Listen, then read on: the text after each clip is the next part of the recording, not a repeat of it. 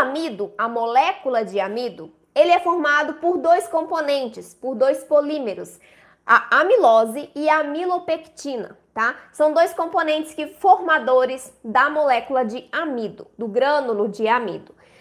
Qual é a diferença de amido para fécula? A diferença está no tamanho do grânulo, né? A fécula tem um grânulo menor do que o amido, e também a origem desse produto. Então, o grânulo de amido, né? O amido de milho, por exemplo, ele é oriundo de partes de plantas acima da terra. Então, por exemplo, o milho, né? O milho dá acima da terra. Já a fécula, ela vem através de produtos que vêm na parte subterrânea das plantas. Então, a batata, que fica embaixo da terra, né? A araruta, a mandioca. Então, nós temos, todas essas são féculas. E qual é a diferença entre o amido e a fécula nas receitas, né? Devido a essa diferença de componentes, como eu disse, o amido é formado por amilose e amilopectina. O amido de milho, ele tem mais amilose do que amilopectina. E o que isso agrega para a nossa massa? Quando eu tenho um amido que é rico em amilose, eu tenho um amido que envelhece o meu produto mais rapidamente, ou seja, ele resseca o meu pão, o meu bolo, mais rápido do que a fécula. Então, nas receitas que levam amido de milho, um bom exemplo é o pão francês, né? O pão francês, ele resseca, ele fica firme muito rápido, né? No dia seguinte, ele já está bem mais firme do que no dia que você fez.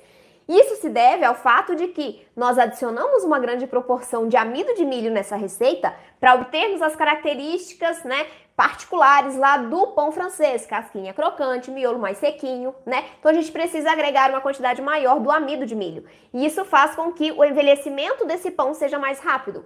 Por isso que o pão francês que a gente fez hoje, amanhã, se a gente deixar em temperatura ambiente, ele já vai estar bem mais firme do que hoje, tá? Devido a isso, a gente utilizar o amido de milho, que é rico em amilose, tá? Quando a gente usa a fécula de batata, a gente agrega ao nosso pão, ao nosso bolo, mais amilopectina. Então, é o outro componente do amido, que está em maior proporção dentro da fécula de batata. Então, todas as vezes que eu uso a fécula de batata em um pão ou em um bolo sem glúten, o meu tempo de envelhecimento, ele é mais lento.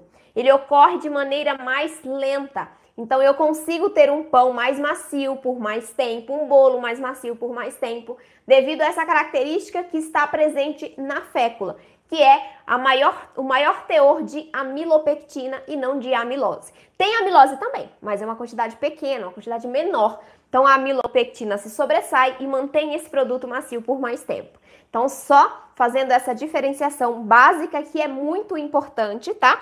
Quando você está fazendo preparações sem glúten, se você quer um pão que fique macio por mais tempo, você troca o amido pela fécula, né? Claro que nós não temos só amido na fécula de batata e no amido de milho. Nas farinhas nós temos amido também, são amidos diferentes, tá? E cada um tem um tempo de envelhecimento, que é chamado de retrogradação do amido, diferente. Então, o amido de milho é o que envelhece mais rápido, mas nós temos amido na farinha de arroz, na farinha de trigo sarraceno. Então, todos esses amidos estão ali também para dar maciez, né? E para manter o seu produto macio por mais tempo, tá bom? Bom, sabendo disso, quando a gente está fazendo uma receita sem glúten, a gente pode usar o amido de milho quando a gente busca uma característica mais crocante, uma característica mais sequinha, só que também macio e leve, né? Quando a gente usa a fécula de batata, é quando a gente está buscando uma textura como se fosse, sabe, um bolo de laranja, bem fofinho, bem leve. Essa textura que a gente busca quando usa a fécula de batata, tá? Que a gente consegue obter mais maciez, mais leveza nesse produto, tá bom? Ambos são pobres em nutrientes, então tanto o amido quanto a fécula de batata são farinhas brancas refinadas que não agregam valor nutricional para as nossas receitas.